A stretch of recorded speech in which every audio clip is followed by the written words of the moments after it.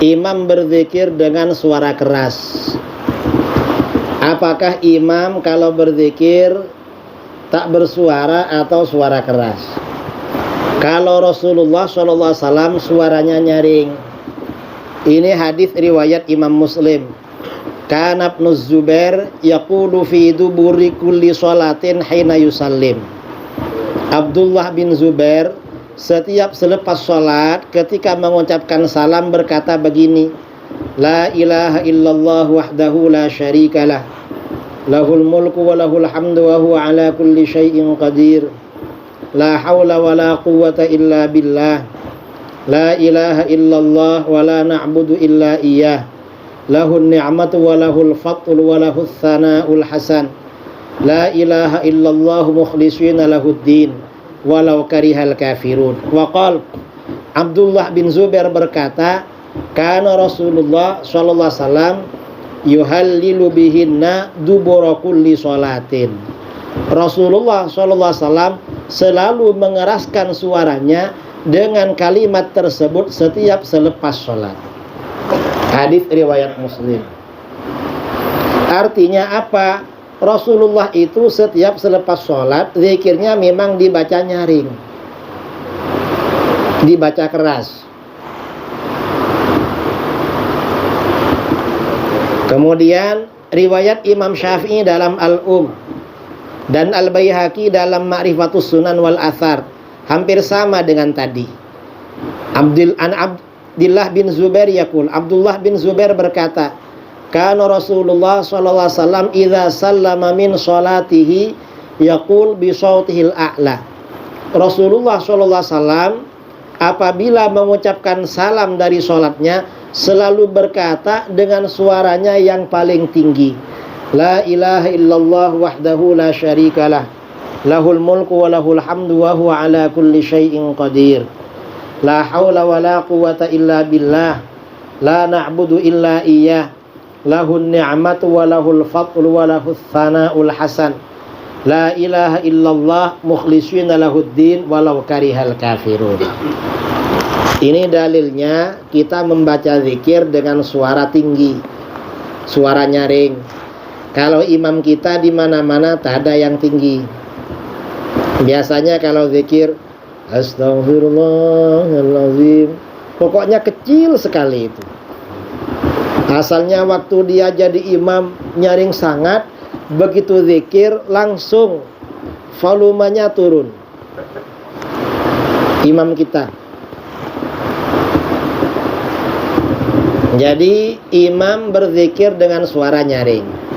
Jamaahnya macam mana? Jamaahnya nyaring pula. Dalilnya ini hadis riwayat Bukhari.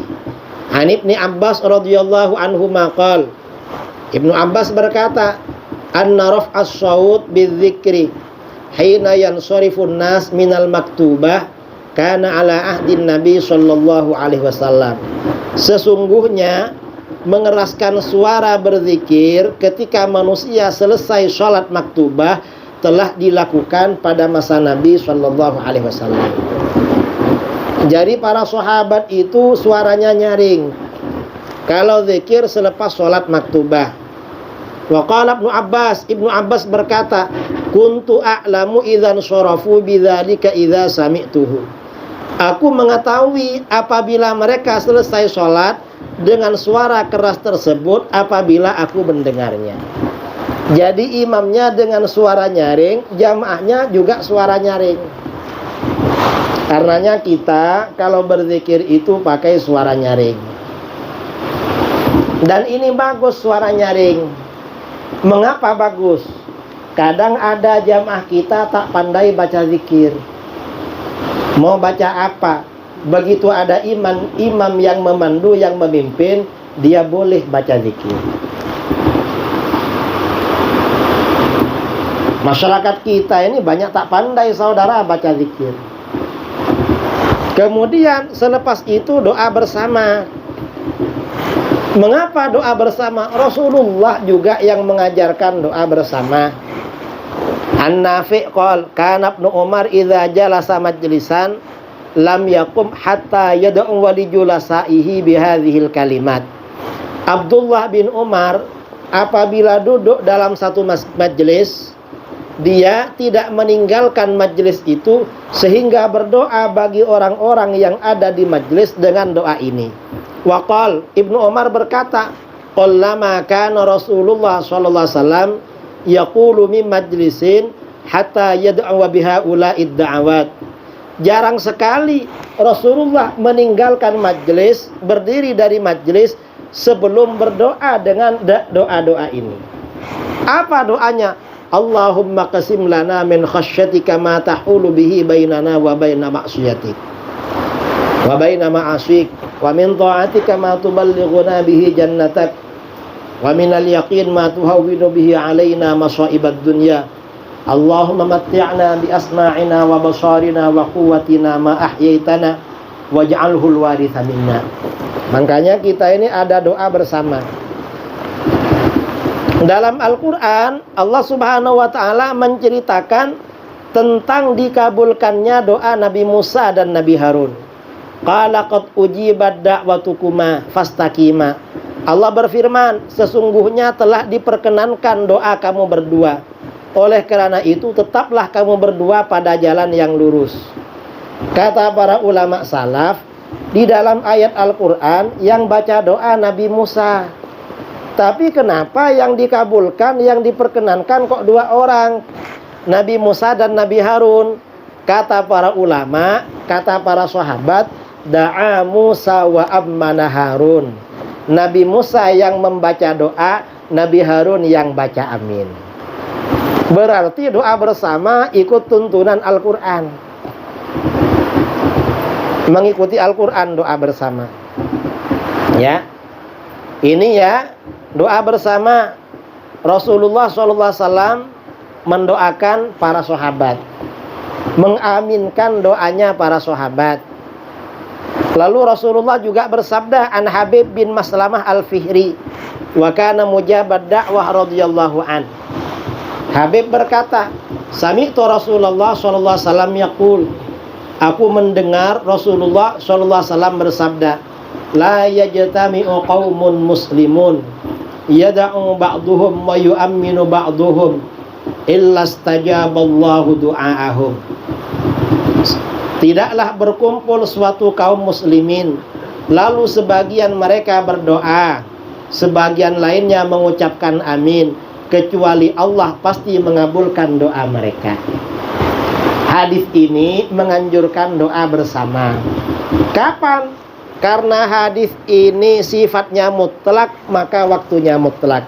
Boleh selepas sholat, boleh di luar selesai sholat.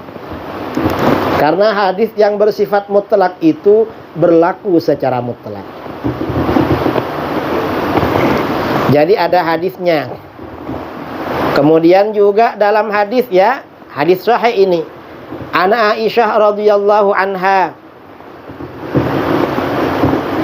anin Nabi sallallahu alaihi wasallam qala, Nabi bersabda, ma hasadatkumul yahud ala syai'in ma hasadukum ala salam wat ta'min. Orang-orang Yahudi tidak hasud kepada kalian melebihi hasud mereka pada ucapan salam dan amin. Mengapa ucapan salam? Kita ini berjumpa dengan orang, assalamualaikum. Memulai ceramah, assalamualaikum. Coba gak ada assalamualaikum, gimana cara kita berkata sama orang? Kita mulai ceramah, ya gak bagus. Yahudi gak punya macam ini. Yang kedua, amin. Amin ini maksudnya apa? Mengaminkan doanya orang lain. Yahudi tak punya, kita punya. Wahabi tak mau doa bersama. Mengapa? Ikut ajarannya Yahudi. Mereka tak ada doa bersama, tak ada amin. Ahlus sunnah wal jamaah paling rajin doa bersama. Karena kita beza dengan ajaran Yahudi. Nah, ini saudara dalil doa bersama selepas sholat.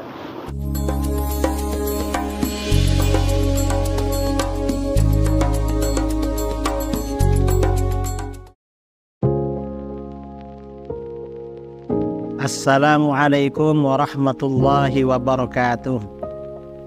Saudara-saudara kaum muslimin dimanapun Anda berada, di seluruh Indonesia maupun di luar negeri, perkenalkan saya Al-Fakir Muhammad Idrus Ramli mengajak saudara-saudara sekalian untuk menyisihkan sebagian hartanya sebagai donasi bagi program peduli pendidikan yang dikelola oleh LAS, Lembaga Amin Zakat Sidogiri. Program ini merupakan bantuan untuk biaya pendidikan yang diberikan kepada anak didik binaan LAS Sidogiri yang meliputi 1. Beasiswa anak yatim dan duafa, 2. Beasiswa anak berprestasi, 3. Peningkatan SDM guru, dan 4. Penugasan dai dan atau tenaga pengajar. Silahkan saudara-saudara, kami tunggu donasinya melalui rekening yang tertera di video ini. Insya Allah harta kita akan semakin berkah, semakin dimudahkan, semakin lancar, semakin bertambah. Amin, Allahumma amin. Dari saya, Assalamualaikum warahmatullahi wabarakatuh.